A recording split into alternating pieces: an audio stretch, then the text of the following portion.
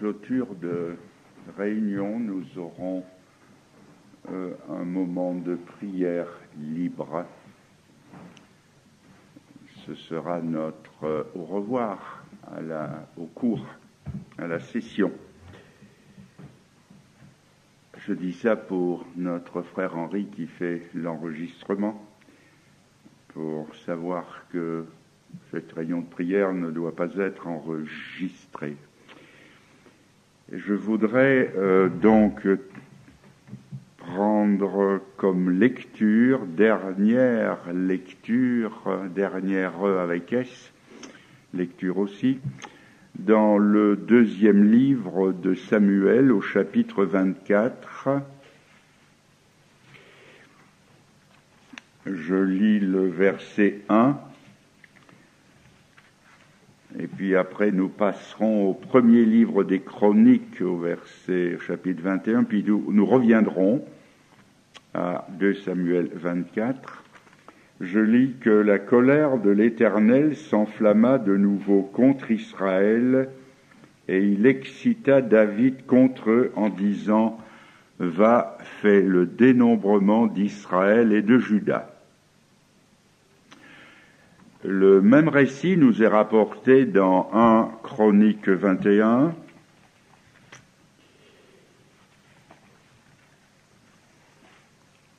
avec une variante, et le verset 1er dit « Satan se leva contre Israël et il excita David à faire le dénombrement d'Israël ». Nous revenons à 2 Samuel 24 et au verset 10. Donc le dénombrement a été fait à l'ordre de David, qui a persisté dans son ordre malgré l'intervention de Joab. Et au verset 10, David sentit battre son cœur après qu'il eut ainsi fait le dénombrement du peuple. Et il dit à l'Éternel, « J'ai commis un grand péché en faisant cela. Maintenant, ô Éternel, daigne pardonner l'iniquité de ton serviteur, car j'ai complètement agi en insensé. » Et puis suit le récit de la plaie qui est tombée sur le peuple. D'emblée, d'après ces deux versets, l'un de Samuel 24 et l'autre d'un Chronique 21, d'emblée se pose pour nous un grave dilemme de compréhension et d'interprétation des Écritures. Pris isolément, ces deux textes se contredisent. Dans le premier cas, c'est Dieu, dans le deuxième cas, c'est Satan. Dieu ou Satan? Dieu serait-il l'auteur du mal? Si nous oublions que la Bible est un tout, nous allons lui faire dire les pires aberrations. D'ailleurs, toutes les grandes hérésies sont sorties de la Bible. D'une certaine façon d'aborder et de citer l'Écriture. Seul ce que Jean Calvin appelait l'analogie de la foi nous gardera de l'erreur, c'est-à-dire prendre la parole de Dieu dans son ensemble. Et cette apparente contradiction est levée dans le livre de Job, qui nous apporte toute la lumière sur le sujet, ou une partie de la lumière. Dans Job, donc, nous connaissons l'histoire de Job, et je lis au chapitre 2 et au verset 1er que les fils de Dieu vinrent un jour se présenter devant l'Éternel, et Satan vint aussi au milieu d'eux se présenter devant l'Éternel. L'Éternel dit à Satan, « D'où viens-tu » Et Satan répondit à l'Éternel de parcourir la terre et de m'y promener. L'Éternel dit à Satan, « As-tu remarqué mon serviteur Job? Il n'y a personne comme lui sur la terre. C'est un homme intègre et droit, craignant Dieu et se détournant du mal. Il demeure ferme dans son intégrité et voilà l'explication, et tu m'excites à le perdre sans motif. Tu m'excites, Satan excite à le perdre sans motif. C'est de là que part tout le mal qui s'est fait dans l'univers de Dieu, de Satan. D'une certaine façon, et je mesure mes mots, d'une certaine façon, Satan pousse Dieu dans le dos. Il est appelé dans l'Apocalypse, Apocalypse 12, il est appelé l'accusateur des frères. Il les accuse sans motif. Son mensonge à lui est un motif qui lui est suffisant pour accuser le peuple de Dieu. Il est remarquable que dans le cas de Sodome et de Gomorrhe, qui nous est rapporté dans la Genèse, l'idée est aussi reprise par Paul dans l'Épître aux Romains, que Dieu est descendu pour vérifier les dires de Satan. Le péché de Sodome est monté jusqu'au ciel. Et si Dieu est descendu pour vérifier, c'est la preuve qu'il le tenait pour un menteur. Il est d'ailleurs appelé le père du mensonge. Hélas, dans le cas de Sodome et de Gomorrhe, il y avait motif à excitation. C'est que si Satan est le père du mensonge, il n'a pas toujours besoin de mentir.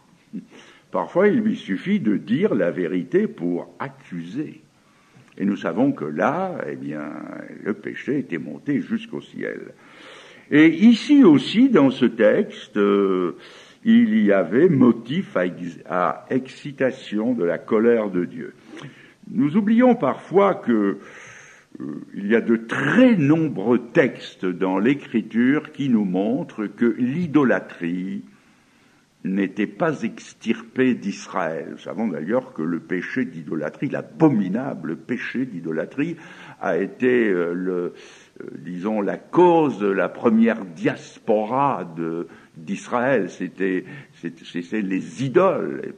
Donc Israël est parti à Babylone, a perdu son autonomie. Ça a été le début du temps des nations, parce que il y avait de l'idolâtrie. Au temps de David, où l'on pourrait croire que les choses étaient au mieux, de Salomon aussi, il y avait encore de très très très nombreux actes d'idolâtrie. Et puis non seulement ça, mais il y a de nombreux textes aussi qui nous montrent qu'il y avait quantité de crimes aussi qui n'avaient pas été réglés. Et je le trouve, ça c'est dans Samuel 2, 21, un texte que nous avons peut-être déjà vu, de Samuel 2, chapitre 21, et au verset 1er, du temps de David, il y eut une famine qui dura 3 ans.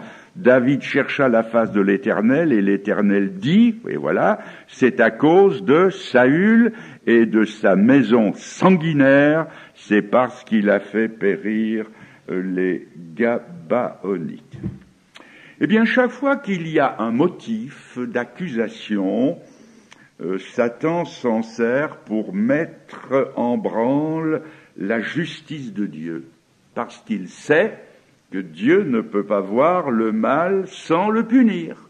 Et ainsi, après avoir poussé l'homme dans le mal, il veut le précipiter dans le jugement de Dieu. Ça, c'est la tactique invariable du diable.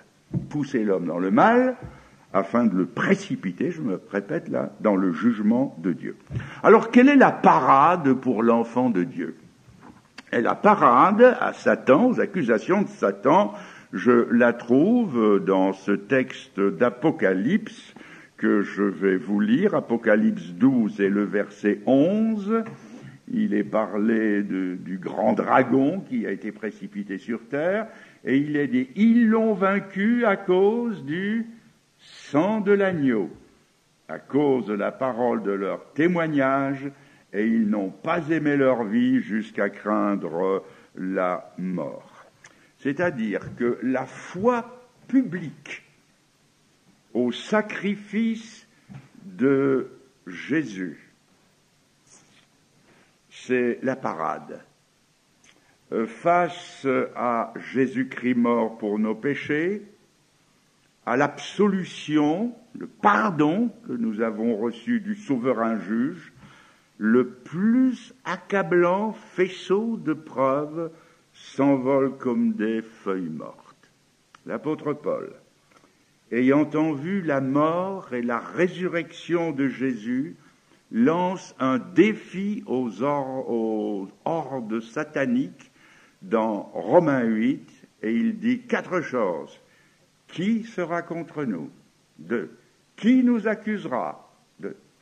Qui nous condamnera? 3. Et qui nous séparera de l'amour de Dieu? Donc notre réponse, c'est la foi dans la personne et l'œuvre de Christ, ce sang dont il est écrit que le sang de Jésus-Christ nous purifie de tout péché. Et ça, c'est vrai pour le chrétien aussi, et même le chrétien surtout. Arrivons maintenant donc à cette cause, c'est le dénombrement. Le dénombrement du peuple d'Israël en lui-même n'était pas un péché.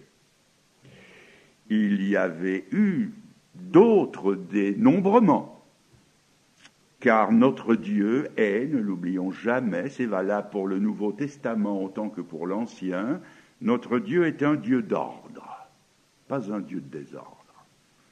Et un peu plus loin que ces textes, nous trouvons que les Lévites vont faire le dénombrement et ce ne sera pas un péché. Alors pourquoi est-ce un péché dans ce cas? La réponse, nous la trouvons dans Exode 30, Exode au chapitre 30, où le Dieu d'ordre nous dit ceci, chapitre 30, et les premiers versets, ou plutôt, attendez, je reprends, verset 11, Exode 30, verset 11, l'Éternel parla à Moïse et dit, « Lorsque tu compteras les enfants d'Israël pour en faire le dénombrement, chacun d'eux paiera à l'Éternel le rachat de sa personne. » C'est pourquoi il y a un titre, pour adorer il faut être racheté. Donc chacun d'eux paiera à l'Éternel le rachat de sa personne afin qu'il ne soit frappé d'aucune plaie lors de ce dénombrement. Voilà, ça éclaire tout. C'était pas quelque chose qui vient comme ça, qui tombe à l'improviste. C'était prévu, c'était dans la loi, et nul n'est censé. Aujourd'hui, nous ne pouvons jamais nous présenter devant un gendarme. Ah, je savais pas. Nul n'est censé ignorer la loi.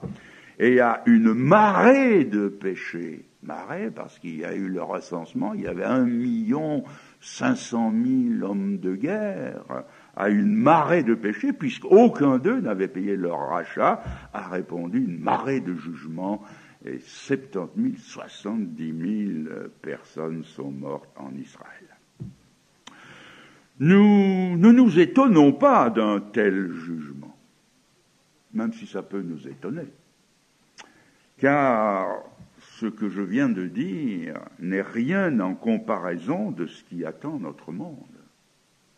La violence et la corruption généralisée tiennent le haut du pavé aujourd'hui, et notre monde est de plus en plus déboussolé.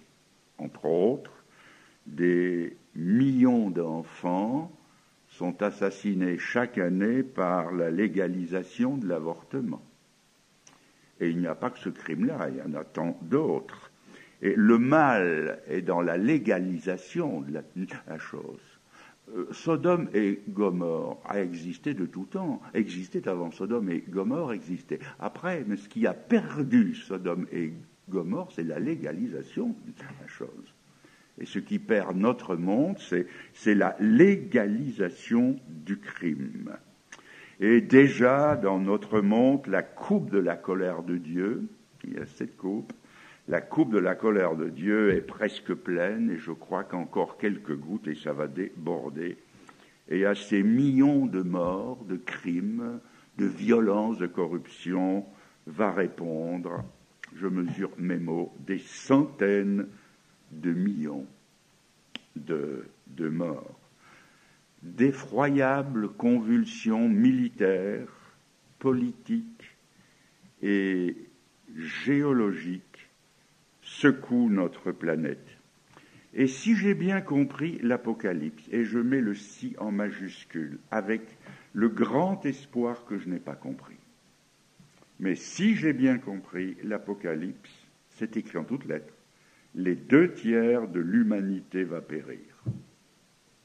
Et si nous arrêtons le compteur à 6 milliards d'habitants, vous pouvez faire le compte, ça fera 100 fois plus que tout ce qui a péri pendant la dernière guerre, qui a été la plus terrible de toutes. 40 millions de morts, multipliés par 100, ça fait 4 milliards. Ça fait exactement les 2/3 du compteur de l'humanité aujourd'hui. Et nous savons tous, au très fond de notre cœur, croyants ou pas, que ces choses horribles, terribles, sont maintenant à la portée du génie malfaisant des hommes. C'est possible, et nous le savons. Bon, je reprends, j'espère que je me suis trompé. Et je l'espère vraiment. Mais si je me suis trompé, la Bible aussi s'est trompée, car elle parle clairement des 2/3. Ce qui nous surprend dans ce récit, c'est l'attitude de Joab. Car si j'avais lu un tout petit peu plus loin, mais j'ai abrégé mes lectures exprès pour ne pas traîner trop longtemps dans cette étude qui sera déjà bien assez longue, c'est que l'ordre de David lui est paru abominable. Et on peut dire que ce Joab n'en finira pas de nous étonner. C'est vraiment un Cromwell dont je vous ai parlé, capable du meilleur et du pire. D'emblée, Joab discerne ce qu'il y a de mauvais dans l'ordre de David. Et il va d'ailleurs je crois qu'il va nous donner la réponse en 1 Chronique 21, verset 3. Je ne garantis pas que ce soit la réponse. 1 Chronique... Oui, il dit à Joab, donc, dit que l'Éternel rende son peuple 100 fois plus nombreux, ô roi mon Seigneur. Ne sont-ils pas tous serviteurs de mon Seigneur? Mais pourquoi mon Seigneur demande-t-il cela? Pourquoi faire ainsi pécher Israël? Et un peu plus loin, c'est au verset 6, il est écrit, car l'ordre du roi lui paraissait une abomination. Avec une acuité spirituelle qui nous étonne, elle nous étonne presque autant que l'obstination et l'aveuglement de David. Eh bien, Joab comprend. Il comprend. Il comprend ce que David ne comprend pas. Vous vous souvenez du diagramme, là? Il y avait ces hauteurs, ça s'entrecroise. Et en plus de sa compréhension, il y a dans son langage une modération et un respect envers David qui est un modèle du genre. Ô roi mon Seigneur, il dit 3 fois. Tellement qu'on pourrait dire que Louis XIV n'a pas eu de serviteur plus stylé que Joab à ce moment de sa vie. Et ça nous montre que Joab, quand il n'est pas passionné, quand il garde la tête froide, quand il est maître de lui, il a le discernement des choses. Il fait la différence entre ce qui est bien et ce qui est mal. C'est donc vrai, ce texte des Proverbes que nous avons lu. Celui qui est maître de soi-même est plus grand que celui qui prend des villes. Et cette spiritualité occasionnelle de Joab ajoute à sa responsabilité. Parce que ce n'est pas l'ignorant qui a fait tout ce qu'il a fait, qui a péché. Les bourreaux du Seigneur ont pu bénéficier de sa prière. Père, pardonne-leur, ils ne savent ce qu'ils font. Mais Joab n'est pas de leur nombre. quand il a, excusez-moi l'expression, mais quand il a embroché Abner et Amasa, est-ce qu'il ne savait pas ce qu'il faisait? Toutefois, j'admets qu'il est difficile d'évaluer à quel point un homme qui est dominé par la chair et les mauvais sentiments sait encore ce qu'il fait. Moi, j'ai connu des gens, je les ai vus à une période de leur vie, ils étaient dominés par la chair et par Satan. On pouvait dire qu'ils n'étaient plus eux-mêmes. Ils étaient comme un taureau dans l'arène, ils voyaient rouge. Et je savais qu'une force néfaste, supérieure à eux-mêmes, les dominait, et aucun raisonnement ne pouvait avoir de prise sur eux. Ils ne voyaient que l'étoffe rouge, tout leur univers était ramené à ce carré d'étoffe rouge. C'est tragique à voir. Désolant spectacle de gens créés à l'image de Dieu, appelés aux horizons les plus larges de l'univers, se laisser enfermer dans des bornes aussi étroites, dans des si petites dimensions de leur appétit charnel, d'égoïsme, de haine, de vengeance, de mauvaise foi, de parjure, de parti pris. C'est le carré rouge, le taureau qui fonce, il voit plus que ça. Mais beau leur dire n'importe quoi, il voit plus que ça.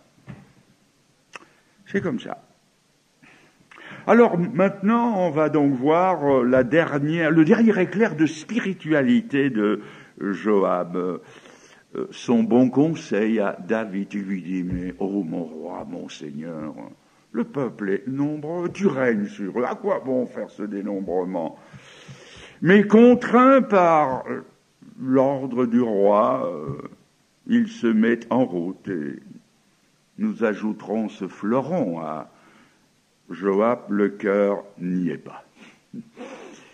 L'ordre lui semble une abomination et quand on voit le résultat, on est forcé de penser que Joab avait raison là. Alors la question va se poser, oui, mais Fernand le Grand, vous nous dites toujours, vous nous répétez, David, l'homme selon le cœur de Dieu. Qu'en est-il de lui? L'explication me semble simple et ne me paraît pas compliquée.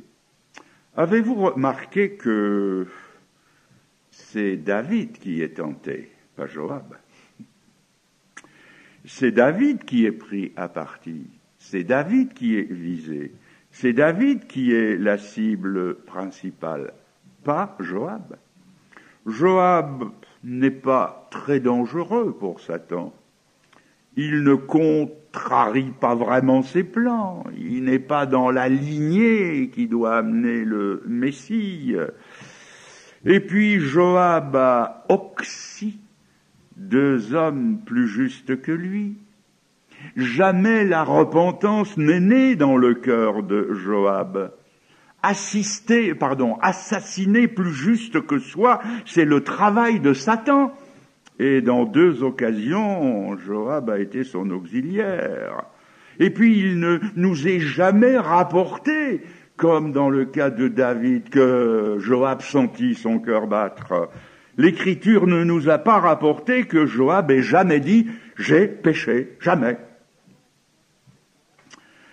Nous allons maintenant voir l'épisode qui va déterminer la chute de Joab. Et nous trouvons ça dans le premier livre des rois, au chapitre 1er. Premier livre des rois, chapitre 1er, et à partir du verset 5. J'ai comme titre « Complot d'Adonijah ».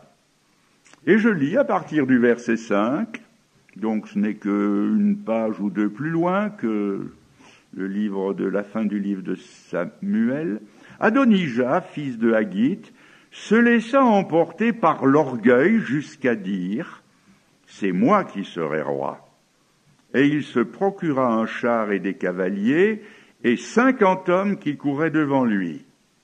Son père ne lui avait de sa vie fait un reproche en disant « Pourquoi agis-tu ainsi ?» Adonijah était en outre très beau de figure et il était né après Absalom.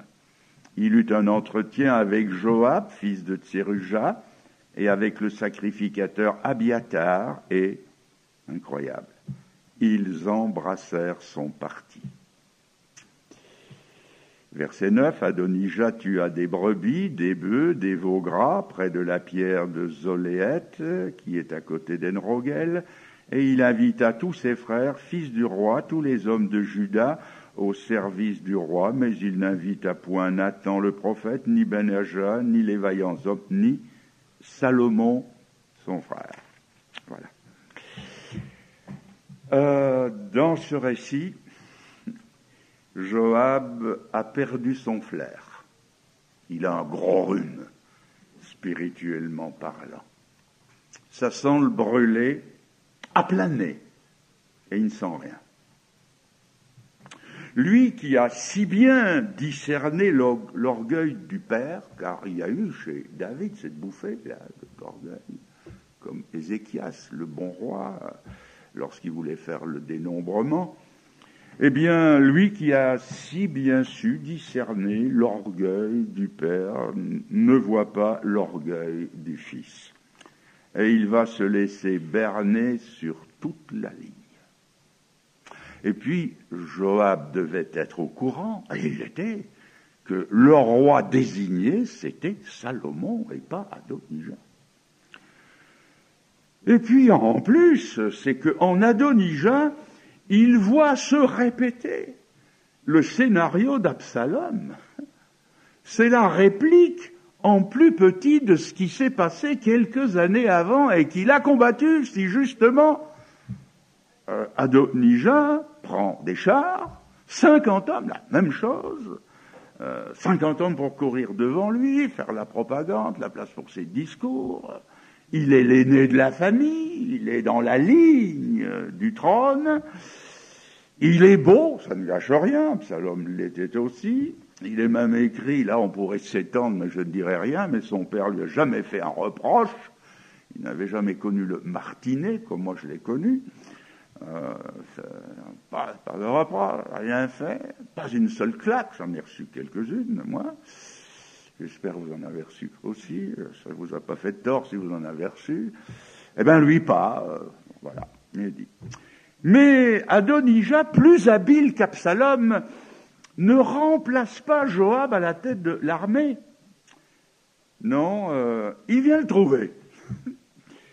Et il lui expose ses plans d'avenir. Et ce qu'il y a d'époustouflant, c'est que Joab tombe dans le piège et il tombe dans le panneau tête en avant. Alors là, il y a une question qui se pose.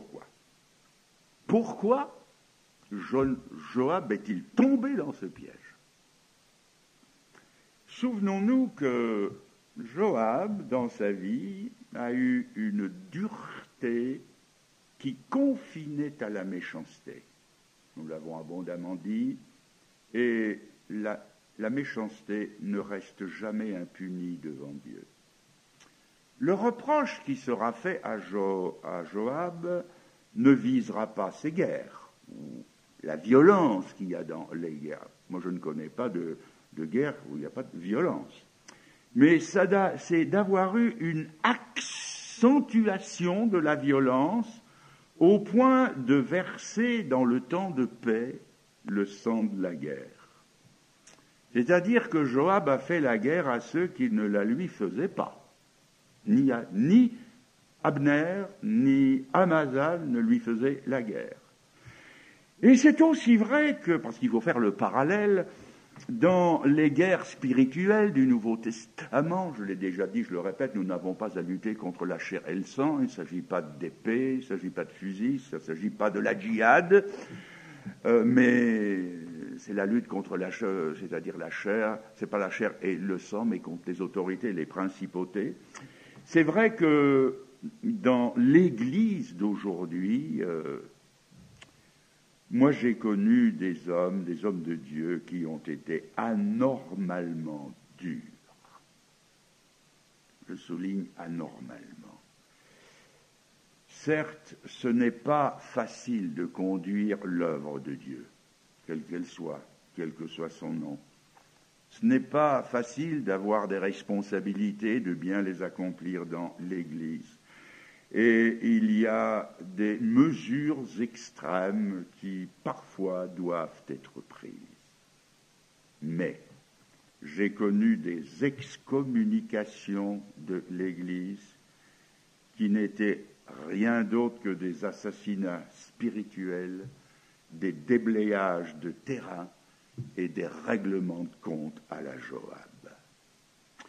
Et ces mêmes hommes que j'ai connus, j'ai dit hommes de Dieu, à la fin de leur vie, je les ai vus tomber dans des pièges aussi grossiers que celui dans lequel Joab est tombé. Eux, qui ont eu leurs heures de gloire, qui avaient des dons d'enseignement, chez qui il y avait du sérieux, de la consécration, dans lesquels j'ai approuvé et appris tant de choses, qui ont eu tant de discernement à un moment de leur vie. Ils en ont eu si peu à la fin de leur vie qu'on leur a fait prendre des vessies pour des lanternes. Et ils les ont prises. Et ils ont marché.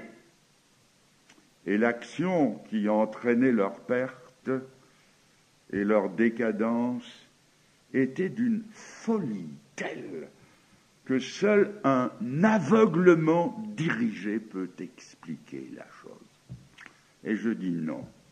Tuer ou vouloir tuer un innocent, un ministère, une réputation, l'honneur de quelqu'un, ce sont là des crimes qui ne restent pas impunis. Et c'est la raison pour laquelle Joab est tombé dedans. Il avait été méchant dans sa vie. Et Dieu l'a fait tomber dans une situation où sa méchanceté a dû être payée. Et on se pose la question, qu'allait-il faire dans cette galère? Et ces gens dont je vous parle ont eu une fin aussi triste que celle de Joab. Et quand Joab, nous l'avons lu dans ce texte cité du livre des rois, quand Joab apprend que le filandreux Adonijah, dont il a suivi le parti, est mis à mort, quand il apprend que Abiathar, le sacrificateur, est exilé, il comprend que son heure a sonné. Et encore ici, c'est le Joab tout entier. Pas un regret. Il ne s'excuse pas auprès de Salomon. C'eût été pourtant si facile. Sa rude cuirasse n'est pas entamée par la repentance. Ah, frères et sœurs, la chair, elle a des raideurs dans les genoux. La génuflexion, ça lui fait trop mal. La cause qu'il a défendue n'est pas bonne, et il le sait. Eh bien, tant pis. Les choses resteront comme elles sont. Il ne pliera pas. Et si même, je dis bien si même il a plié intérieurement, extérieurement, il n'en a rien laissé paraître. Alors je voudrais lire avec vous maintenant au chapitre 2 du livre des rois, verset 28, 2-28. J'espère que j'ai la bonne référence, oui, c'est ça, 2-28. Le bruit en parvint à Joab, donc Adonijah était mort, Abiathar était exilé. Le bruit en parvint à Joab qui avait suivi le parti d'Adonijah, quoiqu'il n'ait pas suivi le parti d'Absalom, et Joab se réfugia vers la tente de l'Éternel et saisit les cornes de l'autel. On annonça au roi Salomon que Joab s'était réfugié vers la tente de l'Éternel et qu'il était auprès de l'autel. Et Salomon envoya Benaja, fils de Jéhojada, en lui disant « Va, frappe-le ». Benaja arriva à la tente de l'Éternel et dit à Joab « Sors, c'est le roi qui l'ordonne ». Mais il répondit « Non, je veux mourir ici ». Etc. Il est frappé à mort. Nous reprendrons encore un instant l'enseignement typique de Joab. Joab, c'est le type, nous l'avons dit, du croyant charnel, c'est-à-dire conduit, dominé par ses sentiments, son raisonnement, sa chair. Et quand donc l'homme charnel sera-t-il définitivement mis à mort? Eh bien, pas sous David, mais à l'avènement de Salomon. Et Salomon, c'est le roi de gloire qui typifie lui aussi celui qui est venu et qui, en parlant de la reine de Sheba, dit il y a ici plus que Salomon, notre Seigneur Jésus-Christ. Et quand notre Seigneur, qui est venu, qui est mort, qui est ressuscité, et qui a dit qu'il reviendrait, quand il reviendra, alors, de façon pratique, et pour la première fois dans l'histoire du monde, la prière qu'il a enseignée sera accomplie. Notre Père qui es aux cieux, que ton nom soit sanctifié, que ta volonté soit faite sur la terre comme au ciel. Ça, c'est le millénium. Eh bien oui, c'est dans ce moment-là, cette chair que nous portons tous, qui se regimbre, qui se cabre à la loi de Dieu, qui m'a fait tant souffrir, de laquelle à certaines heures j'ai dit comme vous, ces fils de Tseruja sont trop puissants pour moi, cette chair trop puissante pour moi. Eh bien, en ce jour-là, elle sera anéantie.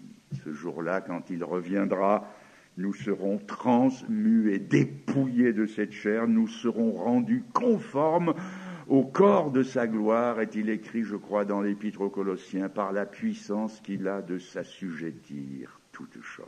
C'est là, enfin, dans ce que Salomon représente, dans cette gloire, dans ce triomphe final, que alors nous laisserons la gangue de ce corps terrestre charnel pour revêtir le spirituel à toujours.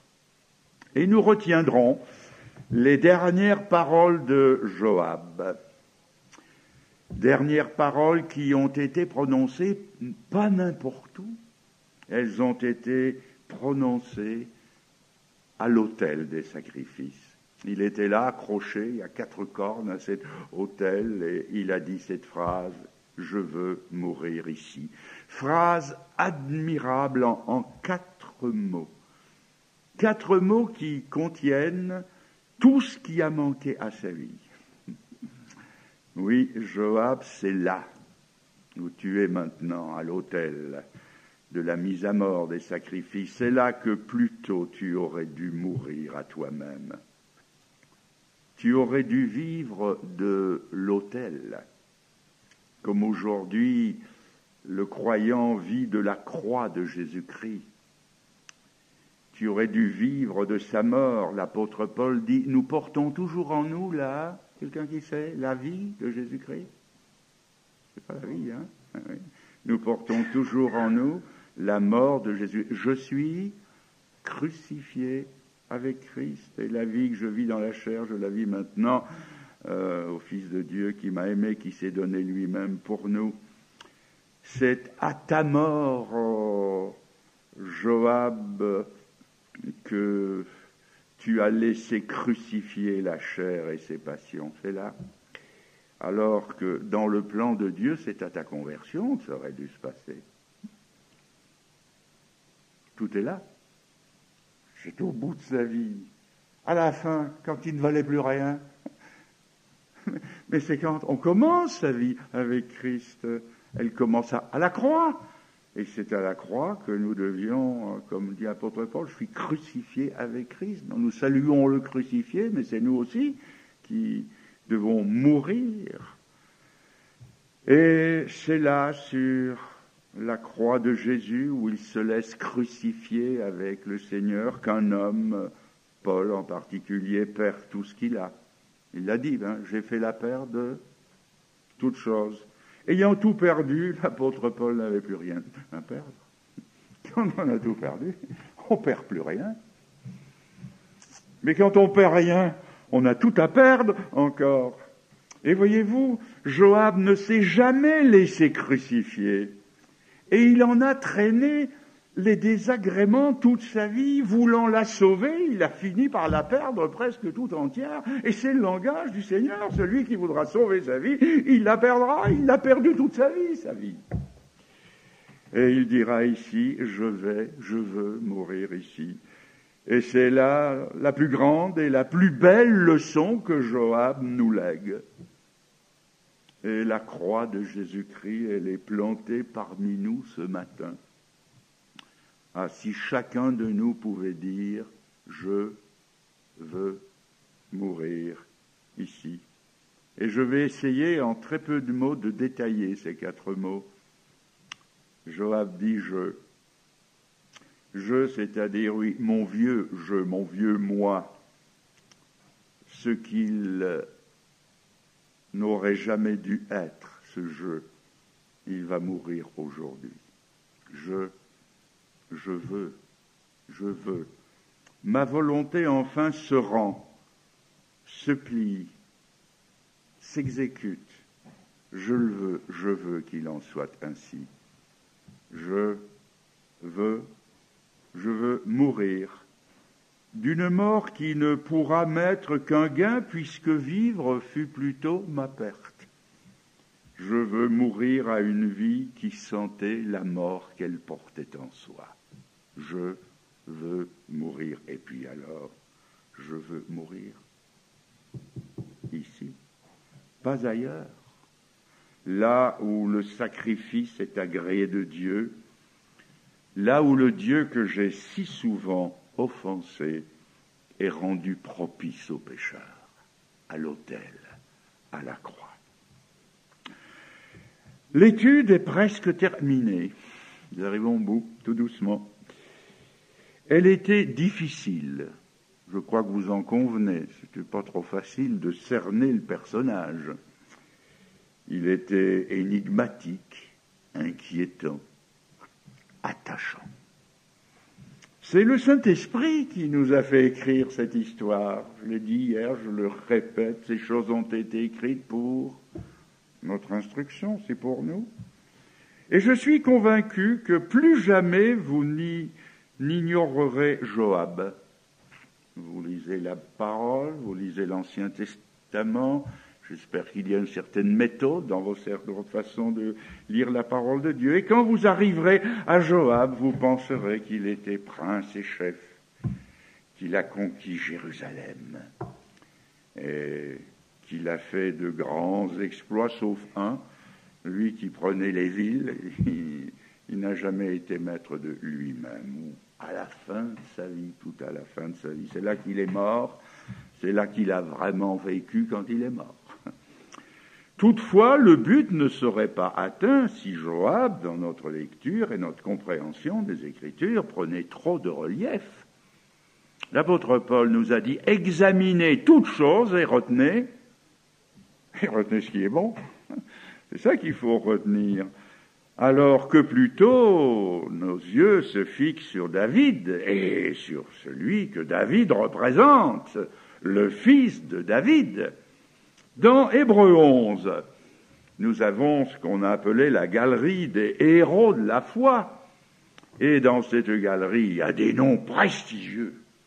Tous les grands noms de la Bible, ils n'y sont pas tous, mais les grands noms de la Bible nous sont cités. Et de peur que nos yeux, nos regards ne s'attardent sur les hommes de la Bible, sur les grands hommes, Abraham, Isaac, Jacob, Noé, tous ces grands noms, le récit se continue. Et Hébreux 11 est suivi d'Hébreux 12. Et dans Hébreux 12, nous lisons aussi, nous donc aussi, puisque nous sommes environnés d'une si grande nuée de témoins, etc. Et il est marqué, ayant les regards sur Jésus. Le chef, le consommateur, donc l'alpha et l'oméga, l'accomplissement, le chef et le consommateur de la foi. En échange de la joie qui lui était réservée, il a souffert la croix, méprisé l'ignominie, il s'est assis à la droite du trône de Dieu. Le regard doit nécessairement se porter sur lui, celui dont la vie n'avait pas une seule ombre, pas un mouvement charnel, et dont la vie, celle de Jésus donc, était tout entière à la fois ointe du Saint-Esprit, remplie du Saint-Esprit, animée du Saint-Esprit et conduite par le Saint-Esprit. C'est lui. Le regard doit se porter sur lui. J'ai retrouvé dans ma Bible, je ne savais pas que c'était là, et ce matin en l'ouvrant, je suis tombé sur l'un des plus beaux traités qui soit, intitulé « Le Christ incomparable ». Ne me demandez pas de vous le passer ou de vous le prêter à la fin. Je n'ai que cet exemplaire-ci, j'aurais peur de ne pas le retrouver. Et je vais vous le lire. Le Christ incomparable. Il est celui donc que nous devons contempler. Il est venu de Dieu, il est né d'une simple femme. Sa naissance est un fait qui confond la raison. Aucun savant sous le ciel n'en a jamais pénétré le secret. Il a revêtu la nature humaine afin de pouvoir racheter l'espèce humaine. Il est devenu fils de l'homme afin que nous devenions fils de Dieu. Il a vécu dans la pauvreté, grandi dans l'obscurité, sans le privilège d'une haute instruction. Sa famille était sans fortune et sans influence. Petit enfant, il a été le sujet de terreur pour un roi. Jeune garçon, il a étonné et embarrassé les docteurs. Homme, il a commandé à la nature, marché sur les eaux, apaisé les flots, rendu la santé à des multitudes, ressuscité des morts par sa parole. Il n'a jamais écrit de livre. Cependant, aucune bibliothèque ne pourra jamais contenir les ouvrages dont il est le sujet. Il n'a jamais composé de musique, pourtant le nombre des mélodies dont il est le thème est tel que tous les compositeurs réunis n'en viendraient pas à bout. Il n'a pas fondé d'école, pourtant toutes les universités du monde ne pourront jamais se vanter d'avoir rassemblé autant de disciples. Il n'a jamais exercé la médecine, mais qui donc pourrait dire le nombre de cœurs et de corps brisés par la souffrance guérie par lui? Il n'a jamais enrôlé un soldat, manié d'armes, cependant aucun chef n'a levé plus de volontaires. Combien de rebelles ont soumis leur volonté à la sienne, sans une parole de sommation de sa part, sans un geste de violence, par le seul pouvoir de sa douceur. Il a changé son vêtement royal pour la tenue de l'humble artisan. Par amour pour nous, il s'est fait pauvre, et combien pauvre. Demandez-le à Marie, au berger, au mage. Il a dormi dans la crèche d'un autre. Il a traversé le lac de Génézareth dans la barque d'un autre. Il a fait son entrée à Jérusalem sur l'âne d'un autre. Il a été crucifié sur la croix d'un autre, et il a été enseveli dans la tombe d'un autre. De grands hommes ont paru et sont tombés dans l'oubli. Lui seul ne passe pas. Hérode n'a pu le tuer, ni Satan le faire échouer. La mort même n'a pu le détruire, ni le tombeau le retenir. Il est le Christ incomparable, l'admirable annoncé par les prophètes dès les temps anciens. Il est le grand miracle de l'histoire de la race humaine. Sur son visage d'homme rayonne la gloire éternelle du Très-Haut.